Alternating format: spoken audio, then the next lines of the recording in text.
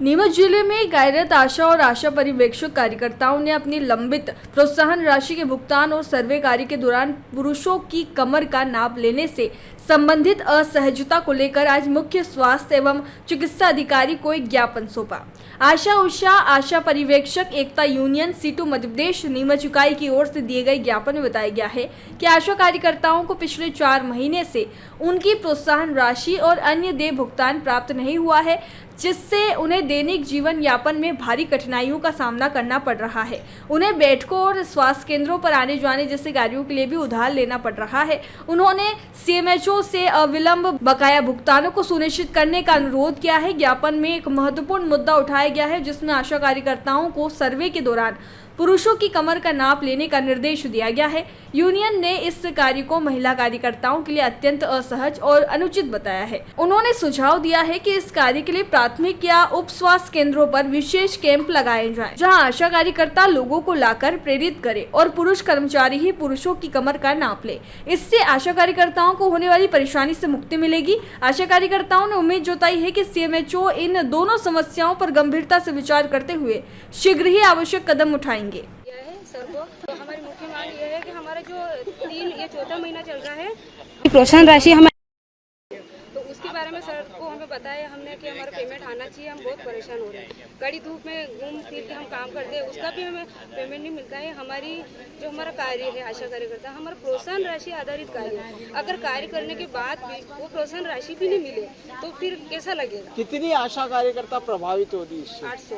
800 आशा जिले में। हाँ, जिले में। और एक मांग और ये है कि जैसे हमें स्कैनिंग के लिए बोला जा रहा है, तो आशा कार्यकर्ताओं को ऐसी सुविधा नहीं दी गई है, वेट मशीन वगैरह या बीपी इंस्ट्रूमेंट या जैसे हाइट लेने का, हितग्राही का घर घर जाके लेना है, तो ये आशा अकेली नहीं कर सकती। या तो उसके साथ टीम जाए या फिर शिविर का आयोजन किया जाए, तो आशा उसको हितग्राही को मोटिवेशन का कार्य कर सकती है। पुरुषों के कमर का नाप लेने में भी आप लोग असहज महसूस कर रहे हैं, संकोच हो रहा है, इसको लेकर भी संकोच इस कारण हो रहा है कि हमारी एक आशा बहन के साथ दूसरे जिले में एक आशा के साथ छेड़छाड़ हुई है, उन्होंने शिकायत भी करी है। तो गांव की आशा जो कार्यकर्ता है वो गांव की बहू भी है, कोई घूंघट वाले पुरुष भी रहते हैं, तो इससे उनको क्या असहज महसूस होता है। आपका नाम? रेखा हरी।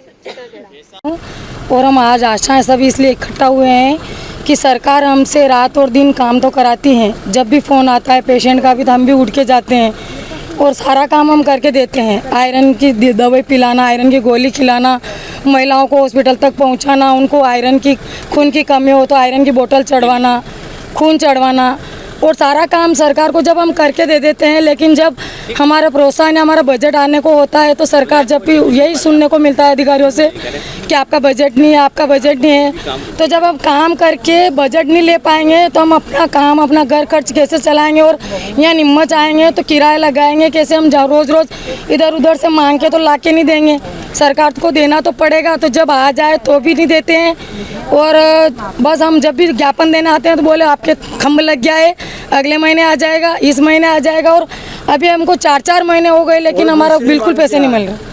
दूसरी मांग हमारी ये है कि जैसे एनसीडी हमसे करवा रहे हैं कि महिलाओं और पुरुषों का कमर का नाप नहीं लेना है, तो हम महिलाओं का तो ले रहे हैं, लेकिन बहुत सारे आशाएं और सभी की ये परेशानी है कि जेंट्स का कमर का नाप लेने में इनको कोई परेशानी आ रही है, तो हम जेंट्स का कमर का माप नहीं लेंगे।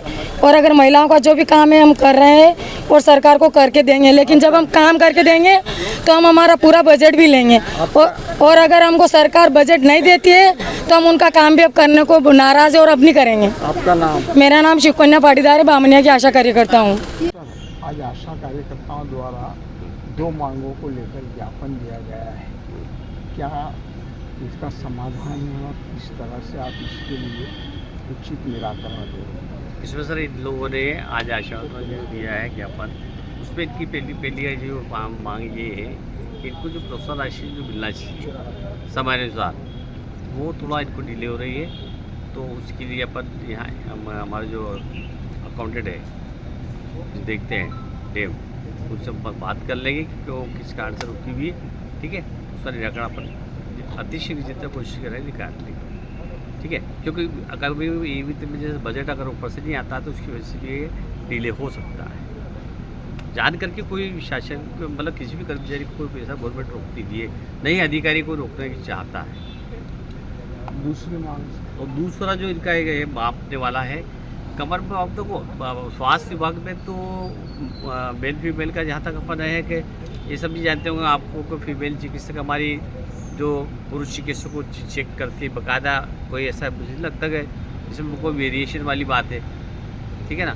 कमर का नाप लेना, एक महिला अगर कमर का नाप ले लें और जैसे अगर CHO की बात करें तो कहीं तो CHO भी महिला है, ठीक, तो वो भी तो नाप लेती।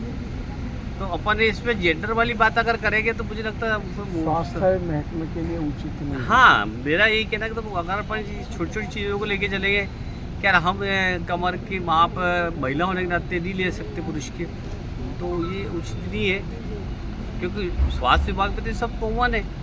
आपका शुभ नाम सर? मैं डॉक्टर RK खरदियो। अभी वर्तमान में मैं आदेश जरूर मेरा आया है CMHO के लिए, किंतु मेरी अभी ज्वाइनिंग नहीं हुई है। अभी मैं जिला स्वास्थ्य महामंडल नियंत्रण के अधिकारी के पद पे ही हूँ। मेरा जब चार्ज होगा उसके बाद में CMHO के पद पे जब चार्ज मिलेगा तब मैं उस चार्ज को स्वीकार करूँगा। जयराम जी, किशन काका, राम राम भाई, राम राम। क्या दोनों भाई बैठ के क्या हिसाब लगा रहे हो? ऊटी लहसुन के भाव आ गए क्या? अरे नहीं रे दादा, ये अपना रमेश नया मकान बनाने के लिए लोन ले रहा है। हिसाब किया तो पता चला कि लोन का पैसा तो ईंट और रेती में ही पूरा हो जाएगा। और अभी तो सीमेंट लानी है, सलिया लाना है, और तो ठेकेदार को भी पैसे देने हैं। मेरे तो कुछ समझ में ही नहीं आ रहा कि कैसे बनेगा मेरा नया मकान। अरे किशन काका, कहाँ इन रेत सीमेंट और लाल ईंटों के चक्कर में पड़ रहे हो? मेरी बात मानो तो अपने घर को बाबजी AAC ब्लॉक से बनवाओ। इसमें ना सीमेंट और रेत की जरूरत होती है, ना ही तराई करने की झंझट, और लाल ईंटों के मुकाबले आपका मकान काफी तेजी से बनकर तैयार हो जाएगा। इससे आपके पैसे तो बचेंगे ही, साथ ही मजबूती ऐसी कि सालों साल देखने की जरूरत नहीं। और इससे आप अपना मकान ही नहीं, कुएं और खेत की बाउंड्री वॉल भी बनवा सकते हो, जिससे रोजड़ों की समस्या भी खत्म हो जाएगी। वाह भाई, ये तो कमाल की चीज है। फिर तो मैं अपना घर बाबजी ब्लॉक से ही बनवाऊंगा। और मैं अपने खेत की बाउंड्री वाल। ज्यादा जानकारी के लिए स्क्रीन पर दिए गए नंबर पर अभी कॉल करें। बाबजी AAC ब्लॉक्स, स्टील से मजबूती।